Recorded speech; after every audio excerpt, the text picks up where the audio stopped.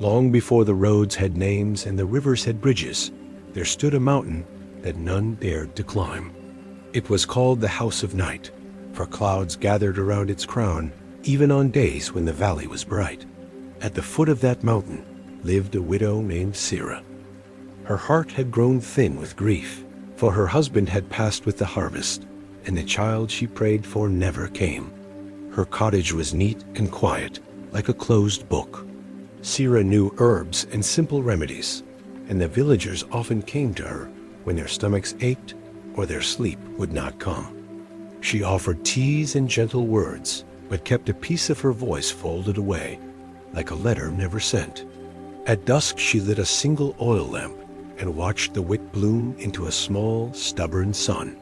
The flame said what she could not: "I am not ready to go out." One winter night, word spread through the valley that a wounded pilgrim had fallen somewhere on the mountain. The storm ruled over the slopes like a jealous king, and no one would climb.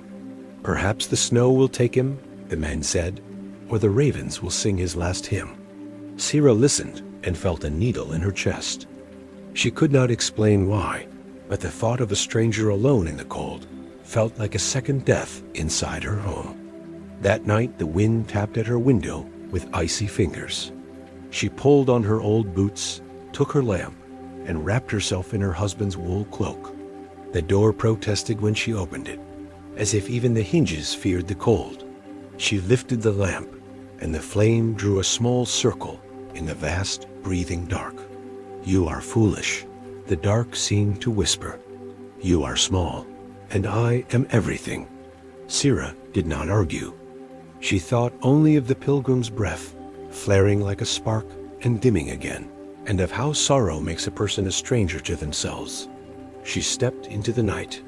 The snow accepted her prints like a blank page receives ink. The path up the mountain was the shape of a question, winding and uncertain. The lamp's light wavered with each gust, then steadied again as if remembering itself. Sera murmured to it as one speaks to a frightened child. "Stay," she said softly.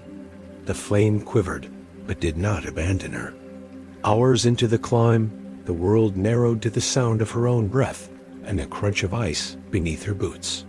The lamp's glass haloed, then cleared, then haloed again. Suddenly, a narrow plank bridge appeared, roped between two frozen boulders. The gorge below was a black mouth. Sera placed one foot, then another. Midway, the wind lunged. The flame leapt sideways like a startled bird and nearly fled. She cupped her hand around the lamp until her fingers burned with cold. "Stay," she whispered again. The flame shrank to a pearl, small, stubborn, alive. On the far side of the gorge, she found footprints drifting dangerously close to the cliff. She followed them past a ridge of twisted pines, where the wind retreated to catch its breath. There, in the shadow of a rock, she saw a shape half buried in snow. A hand lay open, as if offering back the world. Sera lowered her lamp. The stranger's face was gray with cold, but his eyelids fluttered at the light.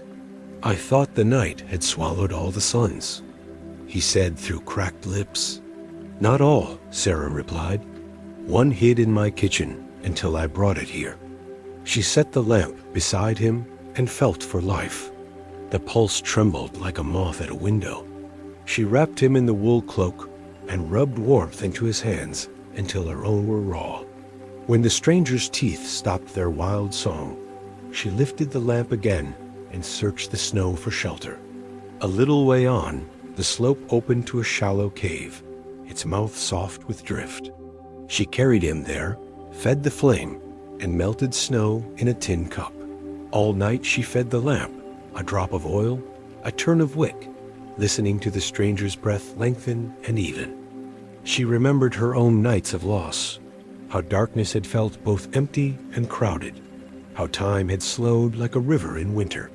She had waited then for something she could not name. Now she watched the flame, and it reminded her that even a small thing can keep time with the heart. Toward morning, the stranger whispered, "Why did you come?" Sera thought of the rumor, the snow, the lonely ache that had drawn her from her bed. "Because the lamp was lit," she said simply. The stranger nodded, as if that explained everything. Once he murmured, "I heard there is a lantern kept by the mountain's hermit, one that cannot be snuffed by wind or rain. I went to find it, but the storm found me first." Sera smiled faintly. "The mountain's hermit," she said. "I have given him herbs for his joints. He keeps no such lantern that I know. But he does keep a broom, and a good broom is a kind of light." The stranger half laughed, half coughed. "And your lamp is my miracle." "Not a miracle," Sera said, straightening as the first pale light stitched the cave's mouth. "Only oil, wick, and the will to tend it." When the morning came fully, the storm's crown loosened. Sera helped the stranger to stand, and together they crossed the bridge again. The valley below returned like a promise kept. At the edge of the village, people ran to them with blankets and broth, crowding around Sera's little circle of light until the lamp glowed in gratitude. The stranger stayed through the thaw. He carried water, stacked wood, and laughed again. Before he left, he came to Sera's cottage with a gift wrapped in brown cloth. Inside was a new lamp, its glass clean as a winter star. "I don't need another," Sera said. "It is not for you alone," the stranger told her. "It is for the mountain nights yet to come, for others who will think all the suns are gone." Sera touched the lamp, feeling its promise. After he left, she placed it beside the old one on her shelf. At dusk, she lit them both. The room became a pair of hands joined at the palms. Years later, people still told the story of the widow who carried her small light into the mountain's teeth and brought a man back from the night. Some said her lamp was blessed. Others said the mountain feared the quiet insistence of a single flame. Sera said nothing. When asked, she only smiled and answered, "The dark is vast, but it is not everything." And now, listener, hear what the seer whispers through her story.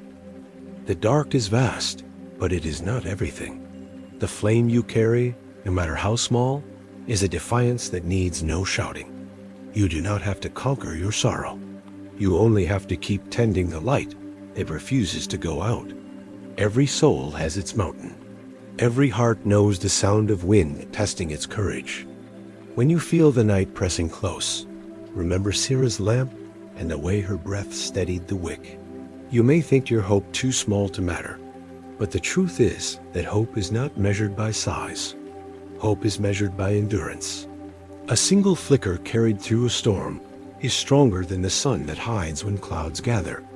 You have carried your light farther than you think. Each step you take through fear is already a prayer answered in motion. You do not need certainty. You need persistence.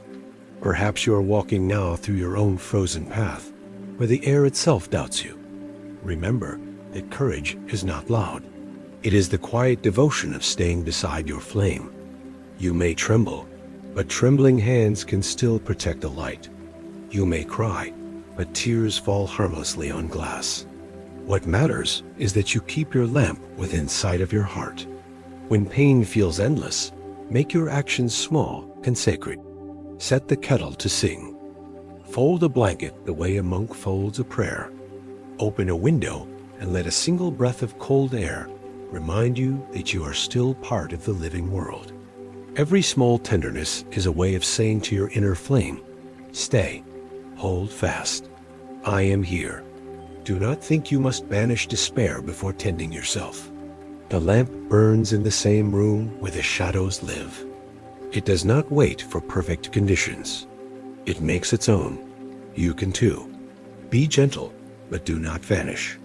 When your thoughts turn harsh, answer them with softness. When your body tires, sit without shame. The work of staying is holy work. Some days you will feel strong. Others you will feel hollow.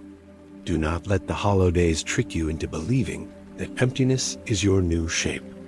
It is only the space being cleared for tomorrow's breath. Healing is not quick. It is as slow as melting snow. But melting snow still moves, and that is enough.